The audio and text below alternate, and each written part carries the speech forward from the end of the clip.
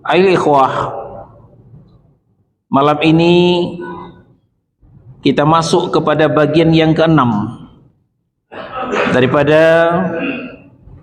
kitab Minhajul Firqatun Najiyah wa Ta'ifatul Mansurah, jalan golongan yang selamat, karya Fadilatul Syekh Muhammad bin Jamil Zainu. Di bagian yang keenam ini maudhu'nya adalah makna la ilaha illallah. Makna la ilaha illallah adalah la ma'buda bihaqqin illallah. Tidak ada Tuhan yang berhak diibadahi dengan benar selain daripada Allah.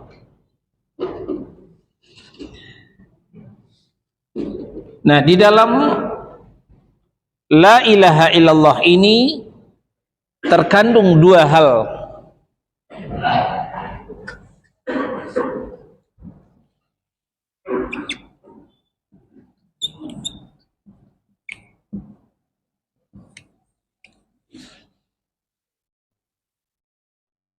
Pertama,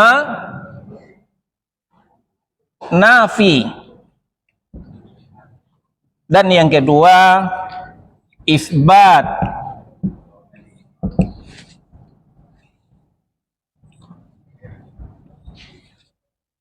Ini sudah kita sampaikan sebelumnya.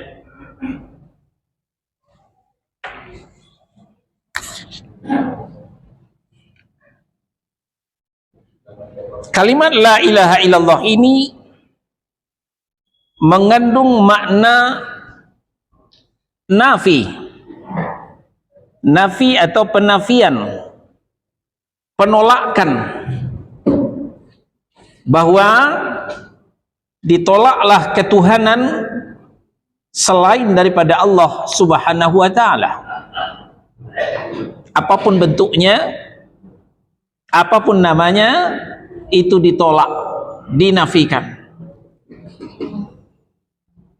Lalu yang kemudian isbat. Yang kedua isbat, yaitu menetapkannya untuk Allah semata. Ya, menetapkan hanya Allah lah sesembahan yang hak itu. Hanya Allah semata. Nah, ini yang terkandung dalam la ilaha illallah. Hal ini wajiblah bagi kita kaum muslimin yang beriman untuk mengetahuinya. Bukan sunat, tapi wajib. Sebagaimana Muhammad surah yang ke-47 ayat 19. Fa'lam annahu la ilaha illallah. Maka ketahuilah olehmu bahwa sesungguhnya tidak ada ilah, tidak ada Tuhan yang disembah, tidak ada ilah yang diibadahi dengan benar illallah, kecuali hanya Allah. Mengetahui makna la ilaha illallah ini malah lebih wajib daripada mengetahui seluruh rukun Islam. Lebih wajib daripada belajar sholat, lebih wajib daripada belajar puasa, lebih wajib daripada belajar zakat, belajar haji dan umroh, dan ibadah yang lainnya. Lebih wajib mengetahui makna la ilaha illallah. Tapi yang kita sayangkan, implementasinya di tengah-tengah kaum muslimin, yang pertama kali diajarkan adalah sholat, puasa. Kalau yang diajarkan tata cara sholat yang benar masih mending. Tapi apa yang diajarkan pertama kali kalau sholat? Ya usolli fardhol. Kalau belajar puasa, Apa yang pertama kali diajarkan? Nawaitu sauma ghadin. Inilah ketertinggalan pendidikan Islam di negeri kita. Nah, jadi pertama yang lebih urgent diketahui itu adalah makna la ilaha illallah berdasarkan Muhammad surah 47 ayat 19 itu tadi.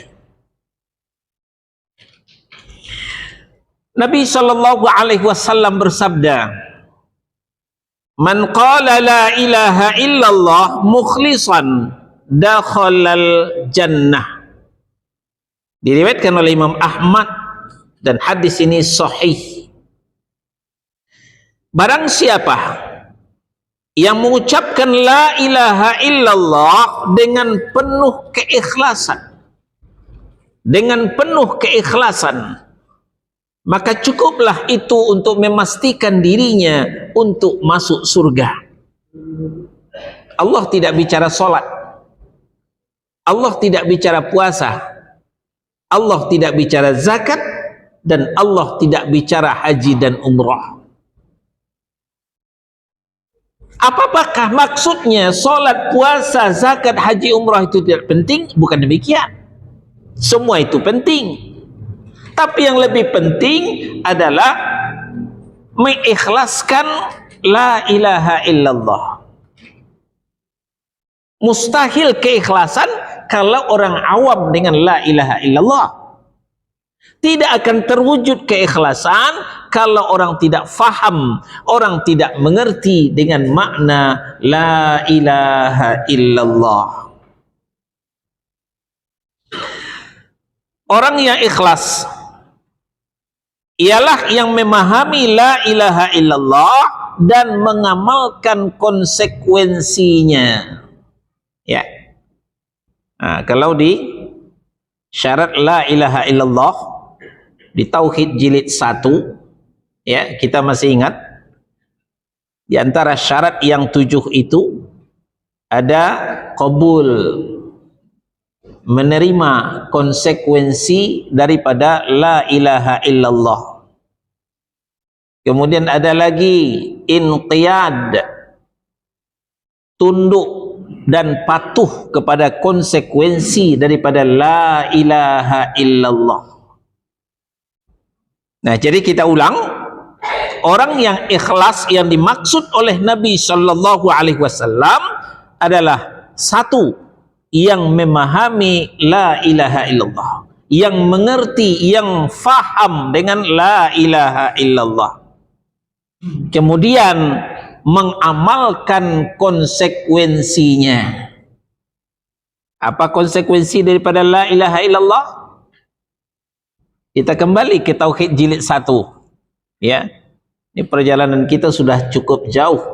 Tauhid jilid 1, Tauhid jilid 2, Tauhid jilid 3, Tauhid Syekh Muhammad, Usulul Thalathah, Situd Durar. Nah, baru kita sampai ke sini. Nah, sekedar murajaah, sekedar mengulang-ulang kaji. Konsekuensi la ilaha illallah, satu, la du'aan illa iyyah. Tidak ada doa dan pengharapan kecuali hanya kepada Allah. Tidak boleh berdoa kepada selain Allah. Yang kedua, la arbaba min dunillah. Tidak ada kepatuhan terhadap aturan-aturan yang bertentangan dengan aturan Allah. Yang ketiga, la anda dan min dunillah. Tidak ada yang lebih dicintai selain daripada Allah. Itulah konsekuensi daripada la ilaha illallah. Nah, orang yang ikhlas, setelah dia memahami ini, setelah dia mempelajari ini, lalu dia mengamalkan konsekuensinya ini, maka mustahillah orang itu dikatakan ikhlas dengan la ilaha illallah, tapi dalam realita kenyataannya dia masih berdoa kepada selain Allah. Dia masih meminta kepada selain Allah. Kalau dulu di zaman Nabi kepada batu-batu berhala. Kalau zaman sekarang kepada batu-batu kuburan yang dianggap keramat. Mustahil akan ada keikhlasan bersemi di dalam dadanya. Kalau demikian, maka mustahillah orang seperti itu akan masuk surga. Berdasarkan hadis yang diriwayatkan oleh Imam Ahmad tadi. Kenapa demikian? Sebab di dalamnya terkandung tauhid, pengesaan Allah. Di dalam la ilaha illallah terkandung tauhid, pengesaan Allah. Sedangkan tauhid inilah ketaatan yang paling puncak. Dan untuk inilah Allah menciptakan kita. Wa ma khalaqatul jinna wal insa illa liya'buduni. Tidaklah kuciptakan jin dan manusia melainkan untuk beribadah kepadaku. Ai liwahidun, artinya untuk mengesakanku. Itu tujuannya Allah menciptakan kita manusia ini. Nah, maka di dalam la ilaha illallah itu terkandunglah tauhid pengesaan Allah. Sedangkan tauhid pengesaan Allah adalah puncak ketaatan dan tujuan utama Allah menciptakan kita. Dan itu pula lah sebabnya kenapa Rasulullah sallallahu alaihi wasallam tak kenal menyerah. Tak kenal menyerah dalam rangka memperjuangkan la ilaha illallah kepada pamannya sendiri. Siapa? Abu Talib, yang banyak punya andil, yang banyak punya saham dalam perkembangan Islam. Abu Talib lah yang menjadi tulang punggung perjuangan Rasulullah sallallahu alaihi wasallam.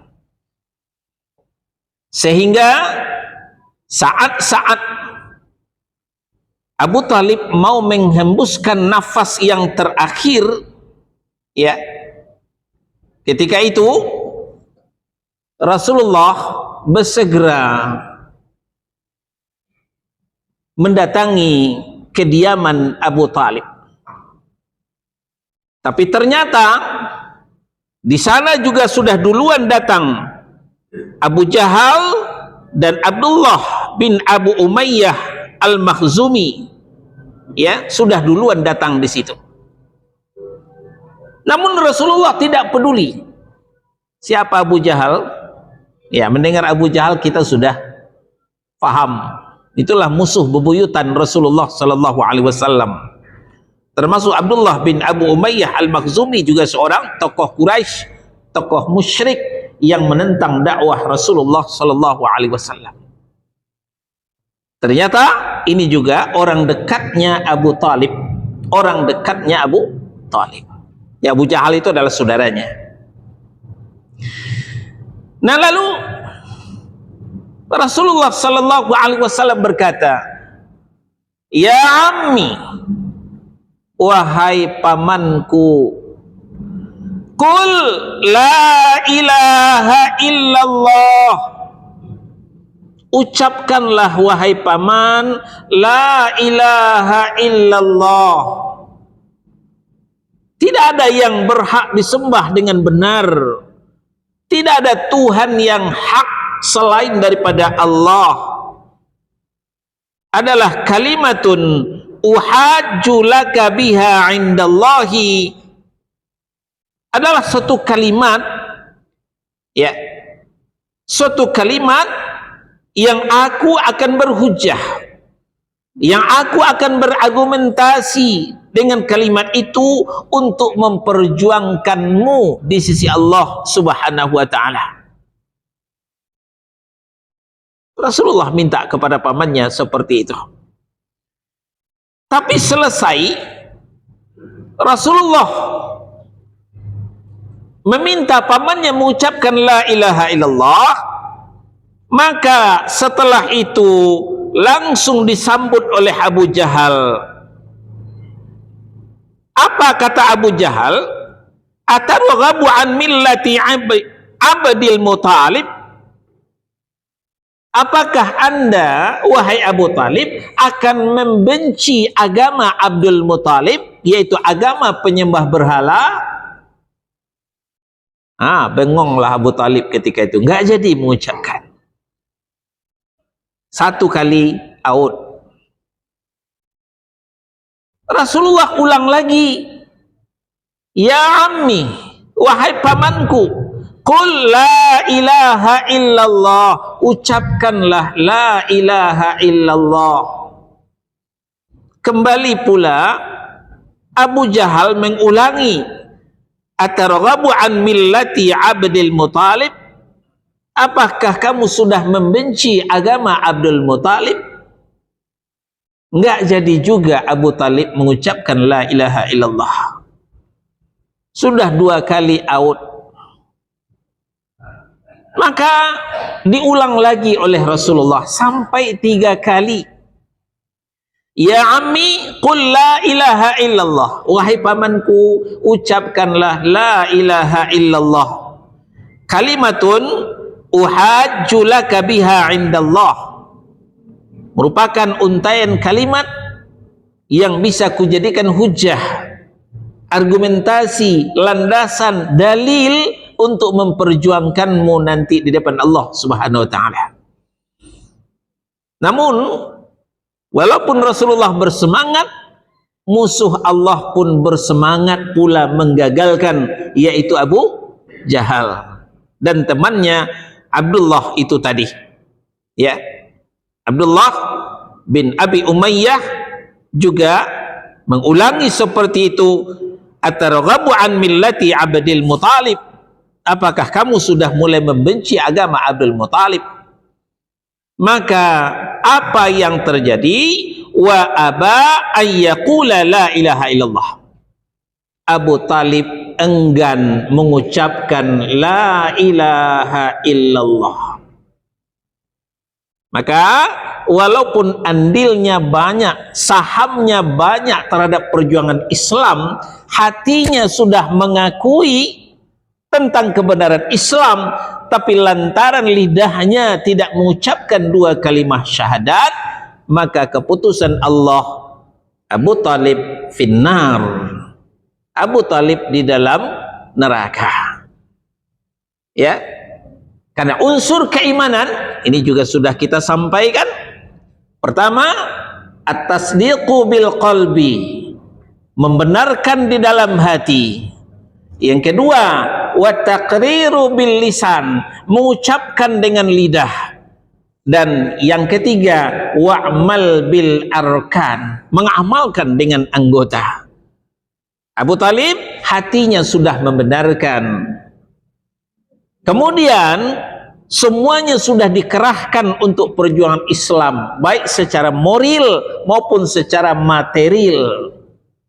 Secara moral, beliau telah menyampaikan kepada orang-orang Quraisy, ya ma'syaral Quraisy, wahai orang-orang Quraisy, kalian jangan coba-coba menyentuh ponakan aneh. Kalian langkahi mayat aneh dulu sebelum kalian menyentuh ponakan aneh. Begitu perlindungan Abu Talib terhadap Rasulullah sallallahu alaihi wasallam. Nah, begitupun secara materi, walaupun beliau termasuk yang miskin di antara saudara-saudaranya, tapi dengan kemiskinannya Muhammad kecil tidak dibiarkan terlunta-lunta. Dia sangat sayang terhadap keponakannya ini. Nah, tapi salah satu unsur yang tinggal, yaitu wa taqriru bil lisan, mengikrarkan dengan lidah, asyhadu an la ilaha illallah wa asyhadu anna Muhammadar Rasulullah. Ini yang tidak diucapkan oleh Abu Talib. Nah, namun untuk menambah wawasan kita, ya, Sebagian kaum muslimin berpendapat Abu Talib sudah mengucapkan la ilaha illallah, walaupun tidak dengan suara keras, bibirnya bergerak tapi tidak kedengaran. Kenapa tidak kedengaran? Abu Talib khawatir kalau nanti Abu Jahal marah. Marahnya bukan kepada Abu Talib, tapi marahnya nanti kepada keponakannya Muhammad sallallahu alaihi wasallam.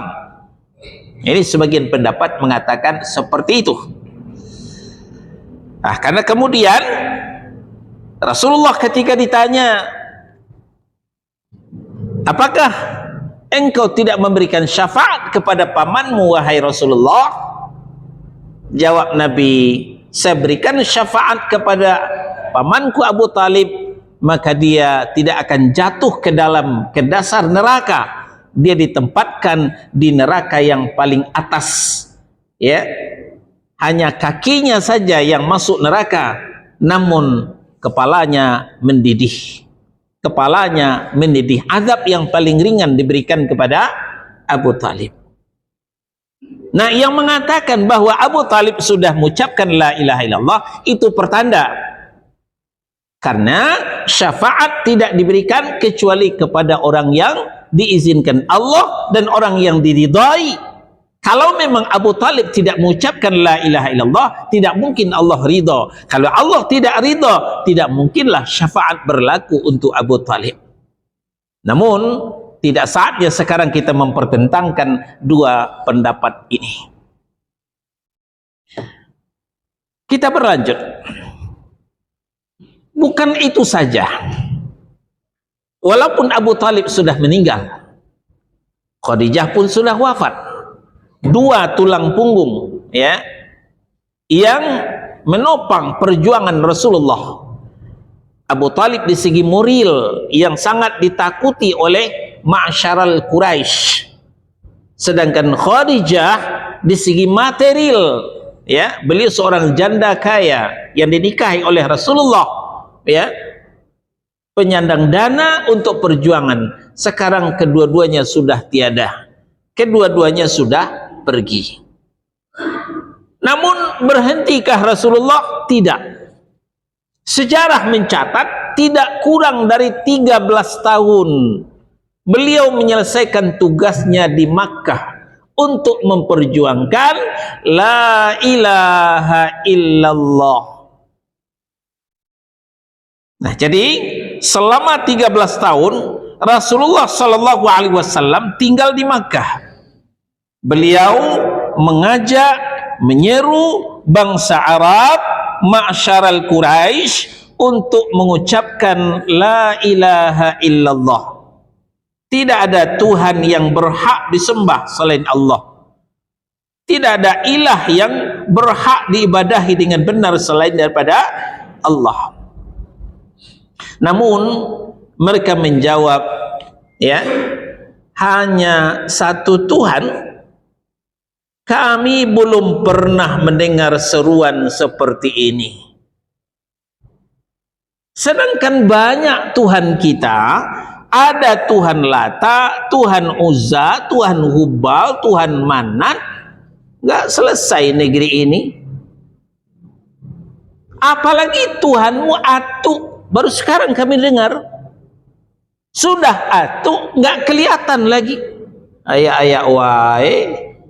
Nah, ini yang ada dalam benaknya orang-orang musyrik Makkah ketika itu. Yang demikian itu karena bangsa Arab memahami makna kalimat ini, dan sesungguhnya barang siapa yang mengucapkan la ilaha illallah, niscaya ia tidak akan menyembah selain Allah. Mau dikemanakan Tuhan Latanya, mau dikemanakan patung Uzzanya, patung Manatnya. Ini yang menjadi beban pikiran orang musyrik Makkah. Maka walhasil out, ya, orang-orang musyrik Makkah, terutama tokoh-tokohnya, tidak mau mengucapkan la ilaha illallah. Nah, keengganan mereka ini diceritakan oleh Allah dalam As-Saffat. As-Saffat ayat 35, 36 dan 37. Ayat 35. Innahum kanu idza qila lahum la ilaha illallah yastakbirun. Sesungguhnya mereka, kata Allah, orang musyrik Makkah itu dahulu apabila dikatakan kepada mereka la ilaha illallah, tidak ada Tuhan yang hak selain Allah, tidak ada ilah yang bisa diibadahi dengan benar selain Allah, apa tanggapan mereka? Yastakbirun, mereka menyombongkan diri. Maksudnya tidak menerima. Jadi orang yang dikatakan menyombongkan diri itu bukan yang tinggal di gedung mewah. Orang yang menyombongkan diri itu bukan kemana-mana naik mobil mewah. Orang yang menyombongkan diri itu adalah orang yang menolak kebenaran, menolak yang hak. Itu contohnya orang musyrik Makkah ketika diajak untuk mengucapkan la ilaha illallah, mereka menyombongkan diri, mereka tidak mau. Ini diwarisi daripada sikap iblis, ya. Ketika diajak oleh Allah, diperintahkan oleh Allah untuk sujud kepada Adam. Iblis aba wastakbar. Iblis enggan dan takabur, menyombongkan diri. Kita lanjut ayat 36. Wa yaquluna a inna latariku alihatina li syairin majnun. Mereka menyombongkan diri dan berkata, apakah sesungguhnya kami harus meninggalkan sembahan-sembahan kami karena seorang penyair gila ini? Subhanallah amma yasifun. Rasulullah dikatakan penyair. Sudah penyair, gila lagi. Kenapa penyair? Karena bait-bait Al-Quran, ayat-ayat Al-Quran sepertinya bait-bait syair, seperti bait-bait syair.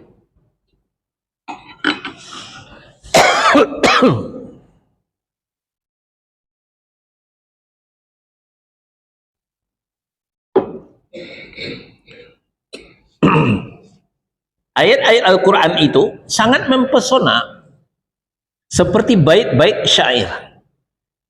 Nah, makanya Nabi dikatakan tukang syair, tukang dendang, tukang nyanyi. Sudah itu gila lagi. Kenapa dikatakan gila? Karena enggak masuk akal. Sedangkan 4 Tuhannya, Lata, Uzza, Hubal, Manat, enggak selesai negeri.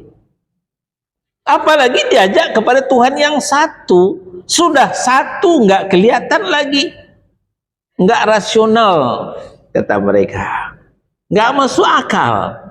Maka Rasulullah yang mengajak itu dikatakan apa? Gila. Ayat 37. Bal ja'a bil haqqi wa saddaqal mursalin. Sebenarnya dia Muhammad itu telah datang membawa kebenaran. Muhammad bukan tukang syair, Muhammad bukan orang gila. Muhammad telah datang membawa kebenaran dan membenarkan rasul-rasul yang sebelumnya. Itulah perjuangan Rasulullah. Jadi kalau kemarin kita melihat Ustadz Syafiq Basalamah diusir oleh Banser di Surabaya, itu belum apa-apa. Itu belum apa-apa. Dibanding Rasulullah Sallallahu Alaihi Wasallam juga pernah ditolak. Rasulullah Sallallahu Alaihi Wasallam juga pernah ditolak. Kalau memang bijaksana, kurang bijaksana apalagi Rasulullah Sallallahu Alaihi Wasallam. Nah, kan katanya begitu. Ya, Ustadz Syafiq Basalamah itu dakwahnya provokator, dakwahnya mengadu domba, dakwahnya memecah belah, maka diusir, tidak boleh ngaji. Sebelumnya juga sudah dialami oleh Ustadz Khalid Basalamah di Bandung, ya. Jadi memang kebenaran-kebenaran yang dibawa itu tidak selamanya orang bisa menerima. Ya masih alhamdulillah kita di At-Taqwa Hutan Panjang, kita menyampaikan yang hak, belum ada serangan-serangan, belum ada yang menentang. Ya, masih bersyukur kita kepada Allah Subhanahu wa taala. Tapi nggak tahulah nanti. Kita berlanjut tentang la ilaha illallah. Kemudian konsekuensinya adalah dengan mengingkari sembahan-sembahan selain daripada Allah. Nah, kembali kepada rukun yang terkandung dalam la ilaha illallah ini. Ya. Pertama, nafi, menolak semua sembahan-sembahan selain daripada Allah. Setelah itu baru isbat, penetapan bahwa sesembahan itu hanya Allah saja. Maka kemudian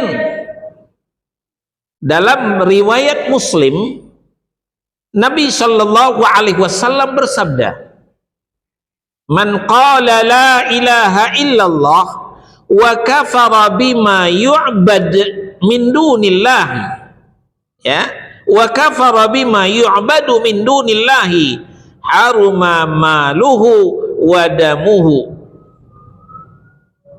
Barang siapa yang sudah mengucapkan la ilaha illallah, tidak ada Tuhan yang berhak diibadahi selain daripada Allah, tiada ilah yang berhak disembah dengan benar selain pada Allah, lalu wa kafara bima yu'badu min dunillah, dan mereka mengkafiri, mengkufuri, mengingkari sesuatu yang disembah selain Allah, maka harta dan darahnya haram untuk dirampas, untuk diambil. Sudah ucapkan la ilaha illallah, sudah diingkari sembahan selain pada Allah. Nah, tar dulu, sembahan selain pada Allah tadi kita sampaikan, kalau dulu batu-batu berhala, patung-patung, sekarang batu-batu kuburan. Ya, masih banyak kuburan yang dikeramatkan. Kalau dikeramatkan, keramat nggak tuh? Kalau dikeramatkan, keramat nggak asalnya? Tidak. Ya, tidak. Ya, ini gelas kosong, air dimasukkan, berarti airnya masih di luar kan? Tadinya airnya di luar, dimasukkan. Kalau airnya sudah di dalam, nggak usah dimasukkan lagi, menandakan airnya di luar. Nah, sekarang kuburan itu bukan keramat, tapi dikeramatkan. Kuburan itu tidak ada yang keramat. Hatta kuburan Rasulullah Sallallahu Alaihi Wasallam tidak keramat. Yang keramat itu orang. Apa itu keramat? Keramat itu adalah yang dimuliakan oleh Allah. Ya, itu keramat. Berasal daripada karuma, itu asal tasrifnya. Kemuliaan. Kenapa orang itu dimuliakan oleh Allah? Karena orang soleh. Soleh akidahnya, akidah sahihah, akidah tauhid. Soleh ibadahnya, ibadah yang ittiba'us sunnah. Soleh akhlaknya, akhlakul karimah, akhlak yang mulia, akhlakul mahmudah, akhlak yang terpuji. Soleh manhajnya, manhajnya ahlus sunnah wal jamaah, maka orangnya karamah, orangnya dimuliakan Allah. Buktinya banyak doanya diijabah oleh Allah. Maka boleh tuh kita minta doa kepadanya, karena doanya diijabah.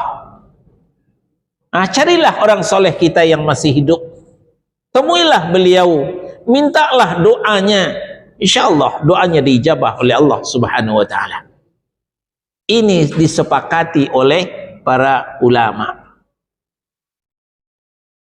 Tapi ketika orang soleh itu sudah meninggal, keramatnya tidak ditinggalkan di kuburan. Keramatnya tidak ditinggalkan di kuburan. Maka percuma nyari keramat ke kuburan, nggak ketemu. Kalau mau nyari keramat, ya ke stasiun, itu ada keramat di situ. Ya, keramat Sentiong, ya ada di situ. Nah, jadi kembali kita tegaskan, tidak ada kuburan yang keramat. Tapi kemudian kenapa dikeramatkan? Ada unsur bisnisnya di situ. Bisnis apa? Banyak. Satu diantaranya bisnis tour and travel. Ya, nah makanya kuburan itu dikeramatkan. Nah, jadi dikatakan oleh Nabi Shallallahu Alaihi Wasallam, barang siapa yang telah mengucapkan la ilaha illallah wa kafara bima yu'badu min dunillah, haruma maluhu wa damuh. Barang siapa yang telah mengucapkan la ilaha illallah dan mengingkari sesuatu yang disembah selain Allah, baik batu berhala maupun batu kuburan, maka harta dan darahnya diharamkan untuk dirampas, untuk diambil. Makna hadis di atas adalah bahwasanya mengucapkan syahadat mewajibkan kufur dan mengingkari setiap peribadatan kepada selain Allah. Ya. Sudah mengucapkan la ilaha illallah, masih menyembah jin, masih menyembah syaitan, ya. Sesajen-sesajen itu menyembah jin. Sesajen-sesajen apakah ditaruh di kaki gunung Merapi ataukah dilarung ke pantai selatan, ya podo wae, itu adalah dalam rangka menjamu jin, memberi makan jin. Nah, itu artinya penyembahan terhadap jin. Yang diminta di sini, kalau sudah mengucapkan la ilaha illallah, wajib kufur kepada penyembahan kepada selain Allah. Seperti berdoa, memohon kepada yang telah mati, dan lain-lainnya. Ironisnya, sebagian orang Islam sering mengucapkan syahadat dengan lisan mereka, la ilaha illallah, disebut juga dengan tahlil. Malah la ilaha illallah ini untuk serbaguna. Naik rumah baru, la ilaha illallah. Anak lahir, la ilaha illallah. Orang mati, la ilaha illallah. Serbaguna tahlil la ilaha illallah itu. Ya, termasuk Malam kemarin nisfu Sya'ban juga dengan la ilaha illallah. Tapi ironisnya mereka menyelisihi maknanya dengan perbuatan-perbuatan dan permohonan mereka kepada selain Allah. Nah, jadi antara ucapan dengan perbuatannya jauh panggang daripada api. Baik, kita istirahat sejenak sedikit lagi sebelum tanya jawab. La ilaha illallah adalah asas, fondamen, pondasi, ya, asas, fondamen, pondasi terhadap tauhid, ya, dan Islam. Pedoman yang sempurna bagi kehidupan. Ia akan terrealisasi dengan mempersembahkan setiap jenis ibadah hanya untuk Allah. Qul inna salati wa nusuki wa mahyaya wa mamati lillahi rabbil alamin. Katakanlah, sesungguhnya salatku, ibadahku, hidupku, matiku hanya untuk Allah. Artinya tidak ada untuk selain Allah. Ya, perhatikan baik-baik. Hidupku, matiku hanya untuk Allah, tidak ada untuk selain Allah. Jadi kalau dikatakan kau tercipta hanyalah untukku, ini bahaya ini. Ya. Syair-syair seperti ini, lagu-lagu cengeng seperti ini berbahaya terhadap akidah. Jadi kita tercipta hanya untuk Allah, hidup dan mati kita hanya untuk Allah. Yang demikian itu apabila seorang muslim telah tunduk kepada Allah, inqiyad, ya. Nah, ini syarat la ilaha illallah, inqiyad, tunduk dan patuh kepada Allah Subhanahu wa taala. Memohon kepadanya dan menjadikan syariatnya sebagai hukum dan undang-undang. Pesan Nabi, ihfazillah yahfazka, ihfazillah tajidhu tujahaka. Jagalah Allah, Allah akan menjagamu. Jaga akidah. Jagalah Allah, Allah akan ada di depanmu. Jaga syariat Allah. Patuhi aturan Allah. Jangan alergi dengan syariat Allah. Jangan menjadi Islamofobia. Nah, jadi menjadikan syariatnya sebagai hukum dan undang-undang, bukan yang lainnya. Bukan yang lainnya. Berkata Ibnu Rajab Al-Hambali rahimahullahu ta'ala bahwa al-ilah atau Tuhan ialah zat yang ditaati dan tidak didurhakai. Kalau masih tidak taat kepada Allah, masih mendurhakai Allah, berarti belumlah sempurna la ilaha illallahnya. Dengan cara apa?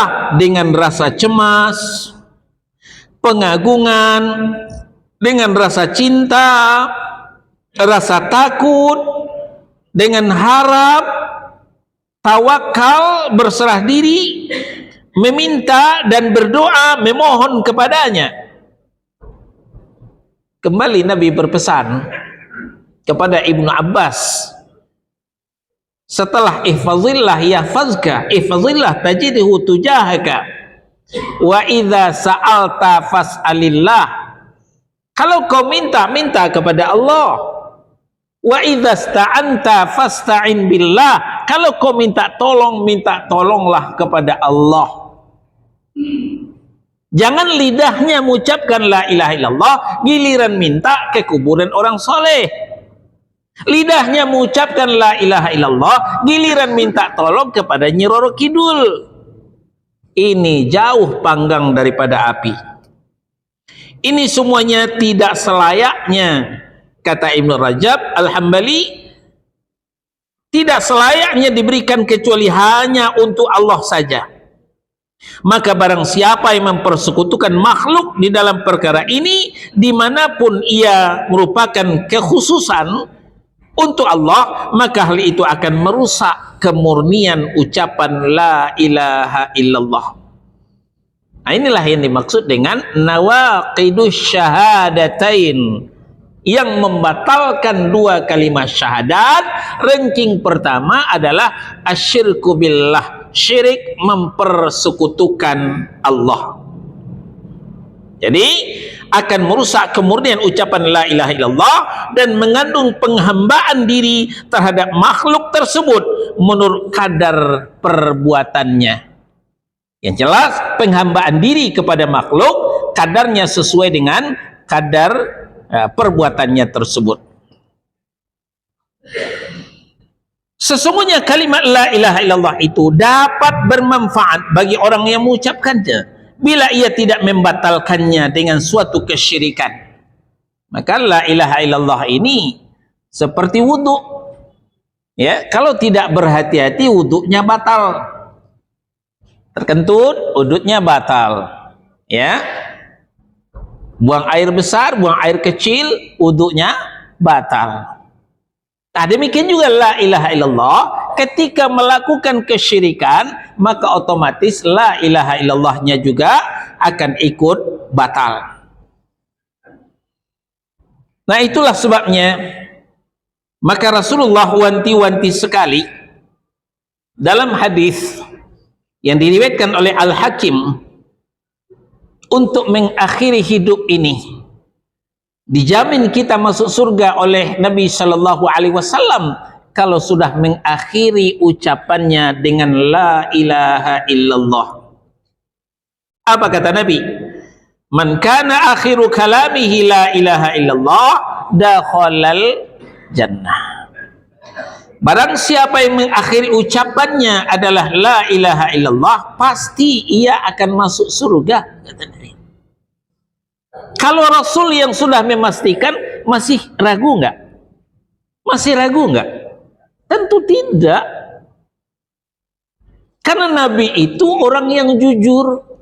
Nabi nggak pernah bohong, Nabi nggak pernah dusta. Sekarang Nabi yang menjamin, ya, barang siapa akhir ucapannya la ilaha illallah, maka dia pasti masuk surga, kata Nabi Sallallahu Alaihi Wasallam. Maka akrabkanlah diri dengan la ilaha illallah, biasakan lidah mengucapkan la ilaha illallah, hentikan nyanyian, hentikan lagu, hentikan syair. Lebih utamalah mengucapkan la ilaha illallah kalau memang sepakat untuk masuk surganya Allah Subhanahu wa taala. Baik, sampai di sini. Insyaallah pekan depan akan kita lanjutkan dengan makna syahadat yang kedua, yaitu Muhammadur Rasulullah. Silahkan yang mau bertanya. Waalaikumsalam warahmatullahi wabarakatuh. Akhir-akhir ini saya sering jalan-jalan ke kuburan. Ya. Setiap kali saya jalan ke kuburan, saya selalu meminta, ya Allah, semoga saja ke depannya aku bisa mati seperti ulang yang dilakukan. So, itu bagus loh, Ustaz. Berdoa kayak gitu. Ya. Di antara motivasi kita ziarah kubur, kata Nabi Shallallahu Alaihi Wasallam, fa inna fiha ibrah. Ziarah kubur itu termasuk pelajaran di dalamnya. Kita menziarahi kuburan orang soleh, membuat pelajaran bagi kita bagaimana supaya kita menjadi orang soleh seperti orang meninggal ini. Kita ziarah ke taman makam pahlawan, lalu batin kita mengatakan, bagaimana supaya saya berkorban seperti pahlawan ini?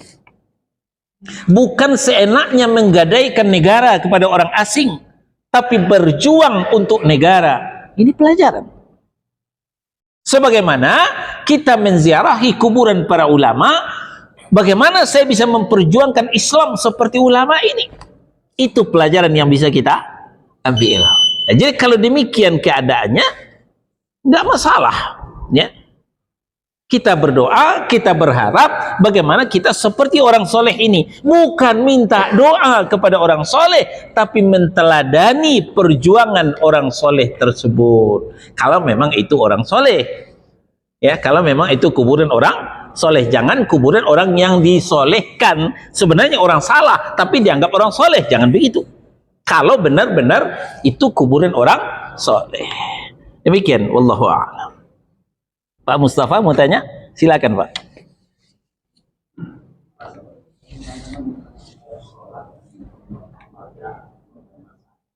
Ya.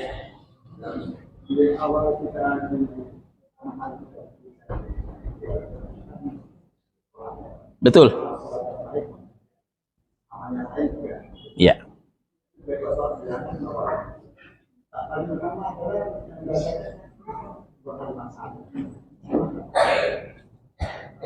Sepertinya kontradiksi, gitu ya.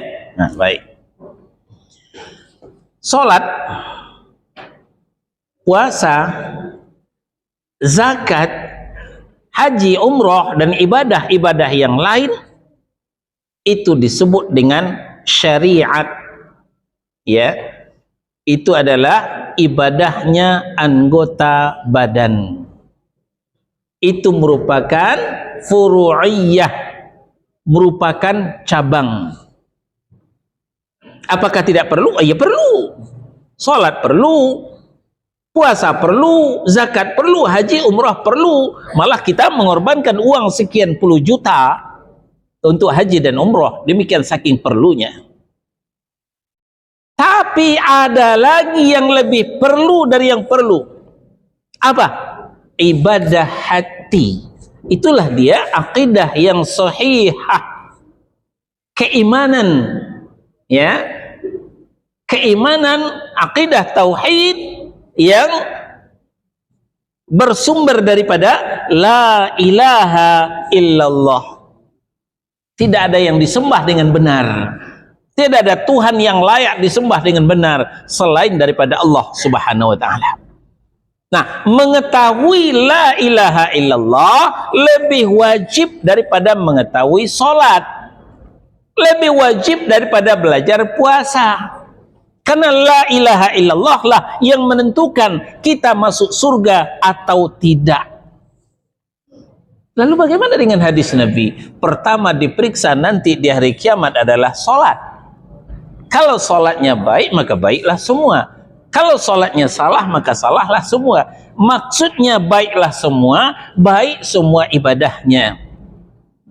Sekarang kita bukan bicara ibadah, tapi bicara aqidah. Apa bedanya ibadah dengan aqidah? Aqidah adalah ikatan kita dengan Allah. Sedangkan ibadah adalah pengabdian kita kepada Allah Subhanahu wa taala. Nah, jadi sebenarnya tidak bertentangan. Ya, yang dikatakan Nabi pertama dihisab adalah salat, itu adalah ibadah, bukan akidah. Ya, sebut saja ibadah apa saja, salat dulu dihisab. Ya, bukan akidah.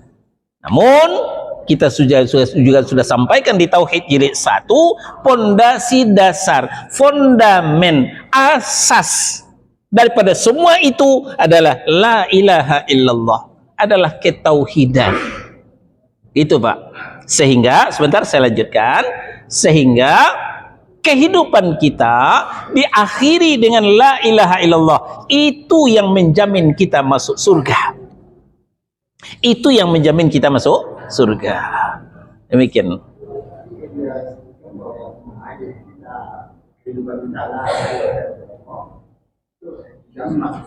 Ya.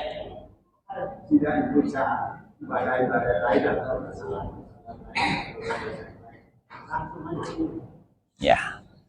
Betul. Ya, pertanyaannya apakah yang lain tidak diperiksa? Diperiksa. Yaumul hisab tetap berdiri.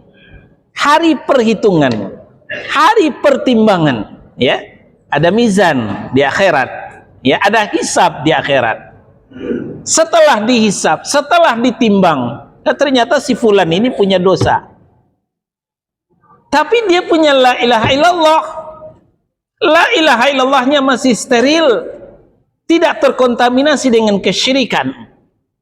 Karena hebatnya la ilaha illallah ini, bisa jadi dosa-dosanya langsung diampuni oleh Allah Subhanahu wa taala.